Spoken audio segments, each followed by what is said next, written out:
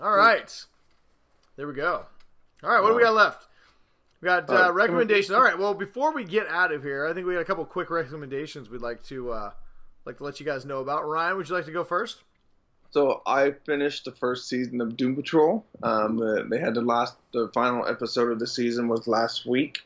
It is, I'm going to say it is my new favorite superhero. It's pretty good. TV show. I heard like the last episode, this Street had an orgasm. Yeah, a street has an orgasm. And I mean, come on, Flex Mentallo is probably one of my new favorite people. I have not ran into Flex Mentallo. I'm still a few episodes back. You know what's funny is like I don't even people ask what Doom Patrol's about, and I really can't even explain it. It is almost an unexplainable show. Yeah, it is unexplainable. You just have to watch it. It is so good though. Just so all over the place, but it's all over the place, but it's coherent. But in a good way, yeah. It's nuts. It's absolutely insane. But yes, I love every single episode of it. So Doom Patrol on the DC Universe app. Alan Tudyk is one of the greatest villains, and he's hilarious, and just the way like he does his laugh, like you can tell he's like doing like DC animated Joker. Yeah, kind of he crushes it. His character is so great. I love it. All right. Yeah. So Doom Patrol. Check out Doom Patrol on the DC Universe app. Well worth the $70 for a year and a half subscription, and you get a lot of comic books. So, all right, cool. My recommendation this week is I just started watching. I've been hearing that it's really good. I wasn't gonna watch it, but I was gonna maybe check it out at some point because it looked kind of like a documentary, like a documentary drama. And I was like, it looks all right. But people were just raving about it. So me and my wife started watching Chernobyl this week on HBO. So it's a 5-episode miniseries. We are the first 2 episodes in, and oh my god, it is absolutely amazing. It is one of the best disaster movies. So it's set up like a 5-hour movie. It feels like a movie. And it's about Chernobyl. It's about when Chernobyl melted down in 1986 and the fallout about it. So the first 2 episodes are really about the disaster itself and what happened that night.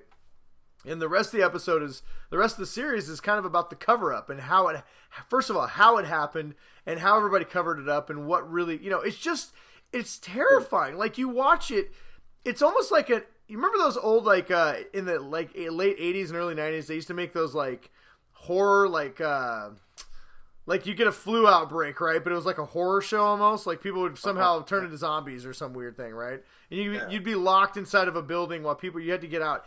That's kind of the way this feels. It's like this super tense, very like horror undertones disaster movie that's just incredible, and you just can't believe what you're watching, but you know it's true, and it's even scarier because you know that like there are still nuclear power plants out there. Yeah, and didn't they not tell people? Yes, they did not tell people. So like there's a part, without spoiling anything, I mean, obviously you could look up the movie, and I don't know how accurate everything is, but this movie, it feels like they've done their homework, and it definitely feels like this is not some just loosey-goosey adaptation.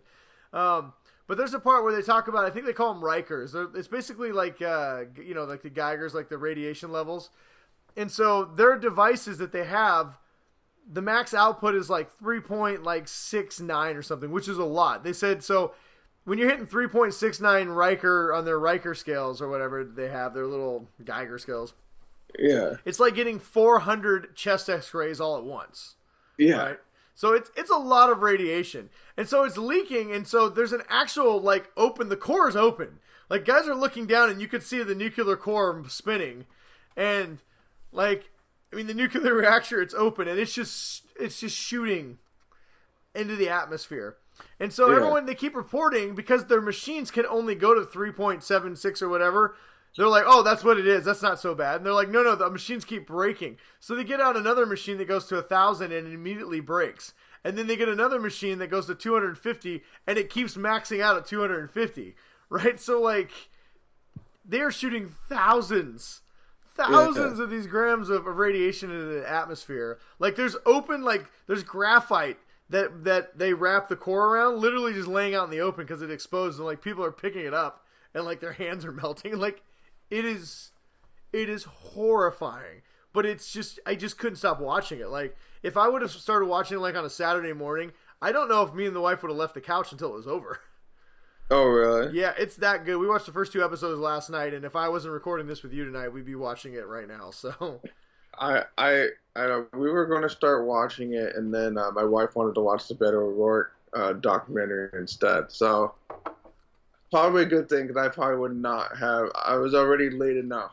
Yes, well, I would highly recommend everybody stop what you're doing. Check out Chernobyl. It's on HBO. I think all 5 episodes are available. I think it just ended, or if not, the last episodes maybe this weekend. But highly recommend it. Chernobyl. Check it out now. It's really good. So, all right, Ryan. I think that's all we got.